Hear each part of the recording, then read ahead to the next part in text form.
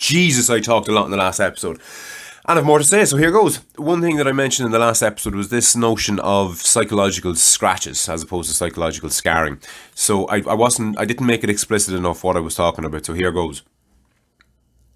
What I'm talking about when I'm referencing psychological scratches is every time that I went to open that padlock and every time I went, for fuck's sake, you leave a little, what I call a little psychological scratch on your brain. Now, I don't mean that literally, okay?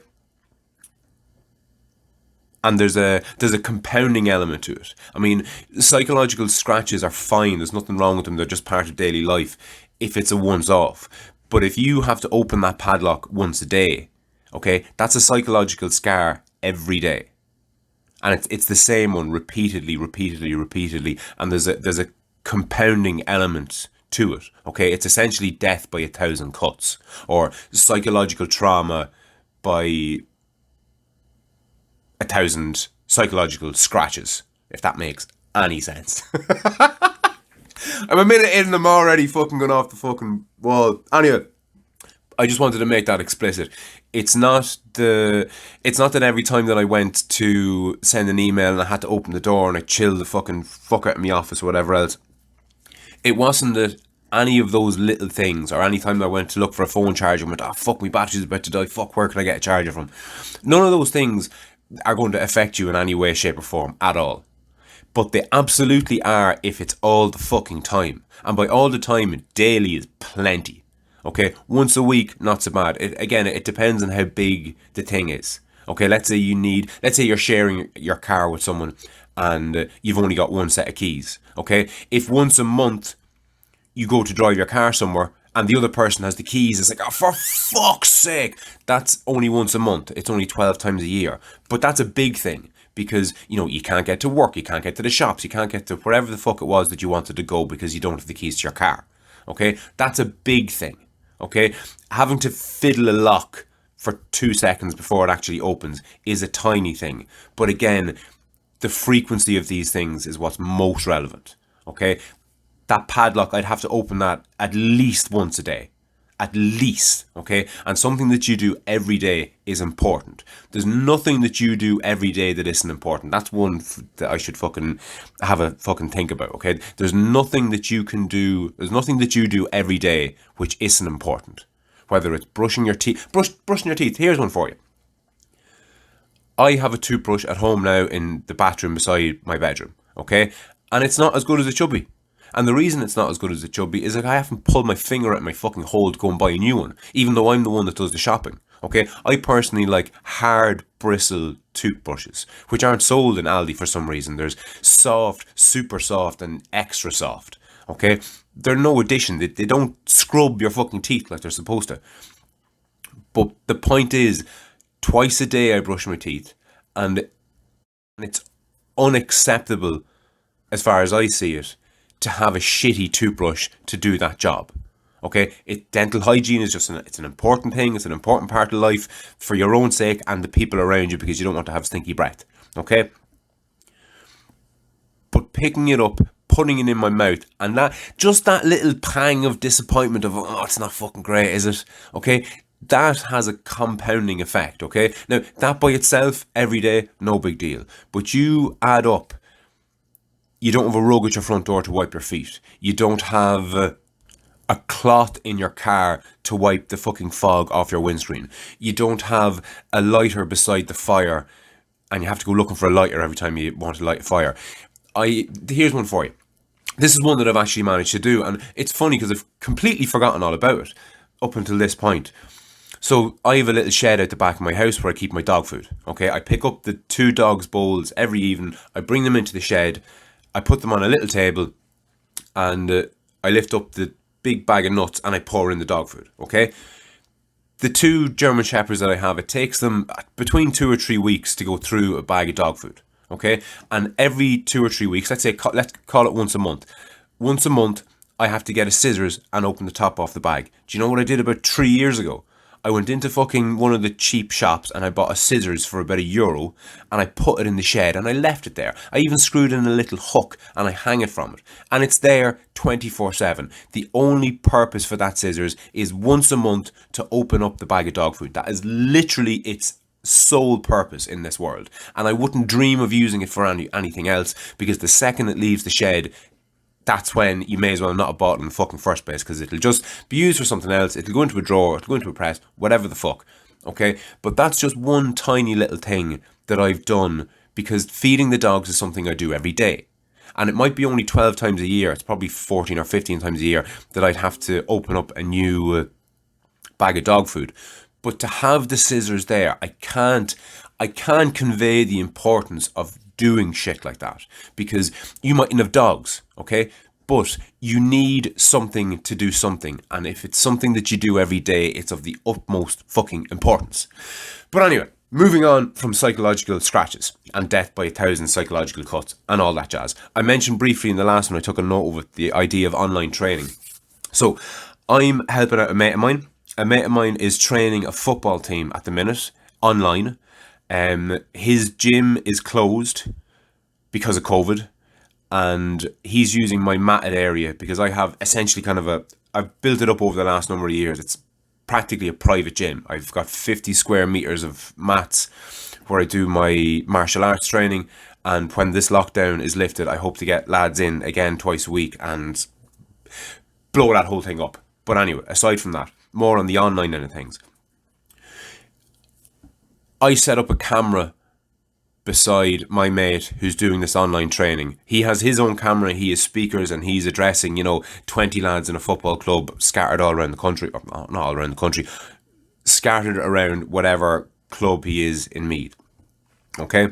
And he set up where he set up, and I set up beside him off camera. And I set up my own camera and I recorded an hour's workout. It was 20 minutes warm up and stretching, a 20-minute high intensity interval training session, and then a 20-minute cool down and stretch to finish it off. It's fucking deadly. And what I was thinking of doing was doing it live twice a week, so whoever wanted could log in and join in, because look, there's 1,000,001 different online courses you can do on fucking fitness things you can do on YouTube. But if you don't know the guy, and if you've no attachment to it, odds are you're not going to bother your arse. But if somebody that you're paying attention to or following or whatever the term is online, such as myself, if they decided to do it, you might just fucking join in. But anyway, I've been thinking about it a lot, and I've been thinking about how I'm going to do it and how I'm going to go about it. And my original thought was that I was going to do two versions of it. One would be what I call a couch to 5k version. I may have fucking mentioned this already, but here goes. The idea being that if you've never ran or trained, or you mightn't be overly fat, but you've never done fitness, okay? So you don't have the musculature, you don't have the bone density to do any kind of real hardcore workout, okay? You're a beginner, basically. So the idea was to do a couch to 5k, a beginner version, and then do a proper version whereby I'd be roaring and screaming and shouting and pushing people to fucking get after it. Now, that was the original idea, but what I'm thinking about doing now is paring it way back, because in the 20-minute workout, there's going to be half a dozen different exercises. Let's say a push-up and a press-up. Or sorry, a press-up and a fucking sit-up. Okay, most people know what a press-up and a sit-up is. A press-up is basically you lie flat down, face down on the ground. You put your hands to where your shoulders are, basically, palms down, and you push yourself up and down, up and down, up and down. Push-ups. The next then is sit-ups. You lie on your back, and then you bring your chest to your knees. You lie back, your chest, your knees, and you're up, down, up, down, up, down. Everybody knows what a push-up and a sit-up is for the most part. But you mightn't necessarily know how to do it properly. You mightn't necessarily know how to do any of the exercises properly. And it's one thing for me to stand there and start stretching my hamstring and explain to you what I'm doing.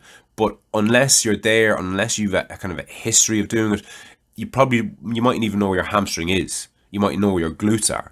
Okay, you might know where your quads are, or your obliques, or your traps. There's 101 different areas of your body that you're going to need to know in order to stretch them. Because if I say, okay, now stretch your glutes, and you don't know what your glutes are, good luck with that one. So what I'm thinking of doing now is sitting down and recording each stretch and each exercise. it might only be a 2-minute long video showing you how to stretch your hamstrings or quads or fucking whatever it is. Do a 2-minute video on each. The idea being that anybody who's arsed can watch that video twice, 10 times, 20 times until they're familiar with it, until they can do it. Okay, and the same goes for all the exercises. You take the time. This wouldn't be a workout now. It's essentially going to be a class, a bit of a lecture. Actually, speaking of which, I'm making another note of something to talk about lecturing. But anyway, it's basically just going to be a tutorial on how to do all the little different things. Because within the hour class, the 20-minute stretch at the start and the warm-up, the 20-minute workout itself, and the 20-minute stretch and cool down at the end, there could be 30 different things to do within that time frame. And if you don't know how to do all of them, you're not going to learn on the job. You're not going to learn when I'm saying, okay, now do this exercise. So that's what I'm thinking of doing, is putting together essentially a fitness course. And it would be as much for an absolute beginner as it would be for somebody who's been playing football all their life.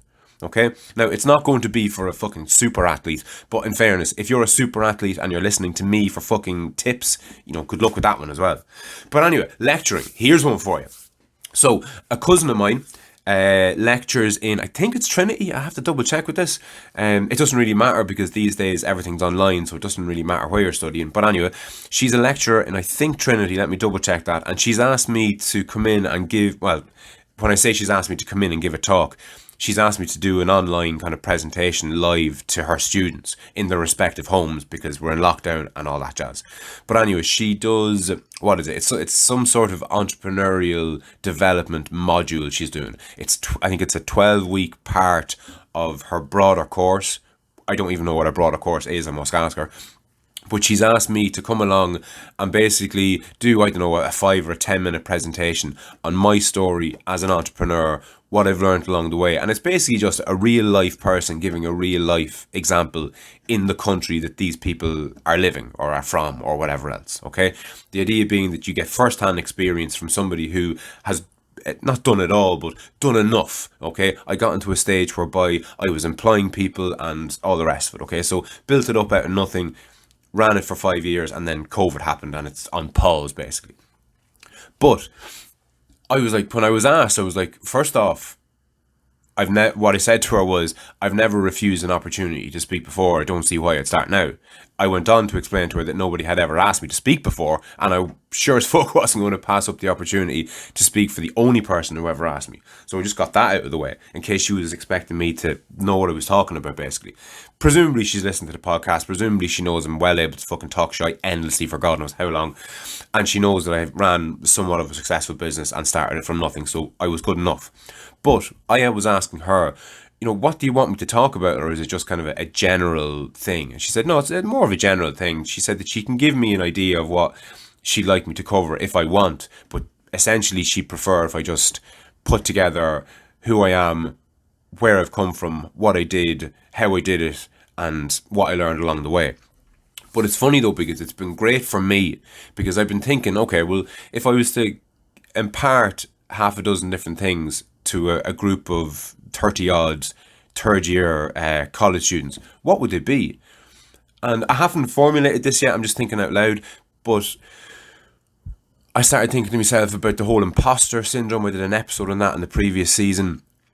That'd be an important one to get across. Another one would be how lonely the journey is. Like entrepreneurship is lonely as fuck, man. It's so lonely. It's incredible. It's absolutely incredible because it's all on you. And no matter who's helping you, or no matter who thinks they're helping, whether it's your wife or your friends or your husband or your partner or whatever the fuck it is, unless you have an actual business partner, unless you're 50-50 in something, you're on your own, lad. Okay? Because your partner might think that they're supportive. They're not going to be nearly as supportive as they need to be because they can't wrap their head around what's involved. So maybe that's something to get across to young people who are thinking about starting up a business. But there was half a dozen different things that I wanted to try or that came to mind. I was like, I could talk about this, or I could talk about that, or I could talk about the other. But what I'm starting to think now is it's pointless telling them anything that isn't just good general advice. Like, one of the best bits of advice, I think personally, that I could give somebody looking to start a business or start a podcast or start a family or start anything, or just good advice generally for anyone doing anything, would be what I talked about in the last episode. Get your fucking shit together. Fix the things that you do every day. Because if you don't, you'll never be able to fucking accomplish anything greater than just the mundane day-to-day stuff. Another thing that came to mind that would be worth trying to impart to these people would be that there's kind of two sides to everything. Now, again, this is real foundational base, general advice for everyone. It's not specific to setting up your own business. And that's the key point. I think setting up your own business specific advice is never going to be as good as really general, broad sweeping, all encompassing advice. So one thing that I'd like to get across to people is that when somebody says it's one thing or another, what they often forget is that it could possibly and is most likely both. So you'll often hear people in business say, you can't do everything yourself. You have to get people in to do different things. You can't expect to be, the delivery man and the salesman and the accountant. And you hear these things, or at least I've heard them because I've gone down the whole entrepreneurial route, and I've done a load of fucking classes and courses and watched lectures and videos and different things from people talking about how you run a business. And one of the most common things you'll hear is, you can't do everything yourself. Fuck that. Yes, you can. Of course you can. I did. I know from personal experience. I was and still am the accountant, the electrician, the plumber, the delivery man, the salesman, the complaints guy. You're everything. Okay? You have to be. Now, it's not a bag of lies to say that you can't do everything. You can't do everything forever. Okay? I can't hope to grow this business and do everything. I have to start, what's the word? Delegating. That's the word. Couldn't think of it. I have to start delegating. I have to allow whoever I'm going to have working for me take on more responsibility, which frees me up to do other things. Okay? So it's a bit of both. Can you do everything? Yes. Can you do everything all the time? No. Okay? But the important thing to realize there is, how do you differentiate what you should be doing and what you shouldn't be doing? And to me, an important thing to realize is, what can't other people do that you can do? Because that's what you should be fucking doing.